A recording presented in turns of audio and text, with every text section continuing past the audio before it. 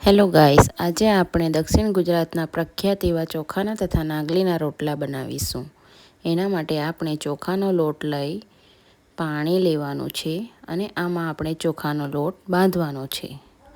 સૌપ્રથમ એક વાસણમાં ચોખાનો લોટ લઈ થોડું પાણી એડ કરીશું અને ધીમેથી આ લોટને આ રીતે મસળતા જઈ બેટર તૈયાર કરવાનું છે। ધીરે ધીરે પાણી ઉમેરતા જઈશું। એક સાથે પાણી ઉમેરી દઈશું તો લોટ લમ્સ આવી જશે અને બરાબર બંધાશે નહીં। થોડું થોડું પાણી ઉમેરતા જઈ આ રીતે બેટર બનાવીશું। આ રીતે હાથેથી પડે એ રીતે બનાવીશું। એકદમ જાડું નહીં અને એકદમ પાતળું નહીં। સાઈડમાં એક તવી ગરમ કરવા મૂકી તેના ઉપર 1 કપ જેટલું બેટર નાખી આ રીતે હાથેથી રોટલો બનાવીશું। થોડી વાર પછી એમાં ઉપરથી પાણી લગાડીશું। એક બાજુ થઈ જાય એટલે રોટલાને પલટાવી દઈશું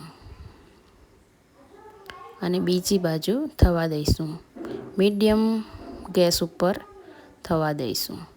આ રોટલાનો સ્વાદ ચૂલાના ઉપર તો ખૂબ જ સરસ આવે છે, પણ અત્યારે આપણે ગેસ ઉપર બનાવી છે। આ રીતે બીજો રોટલો પણ આપણે તૈયાર કરી લઈશું। નાગલીના લોટમાં પાણી નાખીને આ રીતે બેટર તૈયાર કરી દઈશું અને બેટર તવી ઉપર નાખીને આ રીતે રોટલો બનાવી દઈશું। એના ઉપર પણ ઉપરથી થોડું પાણી લગાવીશું। એક બાજુ ચડી જાય એટલે પલટાવી દઈશું। એકદમ સોફ્ટ, મુલાયમ, સ્વાદિષ્ટ એવો ચોખાનો રોટલો બનીને તૈયાર છે।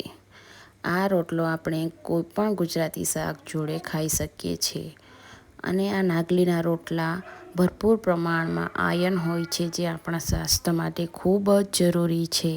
સરગવાના શાક જોડે આ રોટલો એકદમ સ્વાદિષ્ટ લાગે છે। તો મિત્રો, તમને આ રેસીપી કેવી લાગી છે એ કોમેન્ટ બોક્સમાં જણાવશો।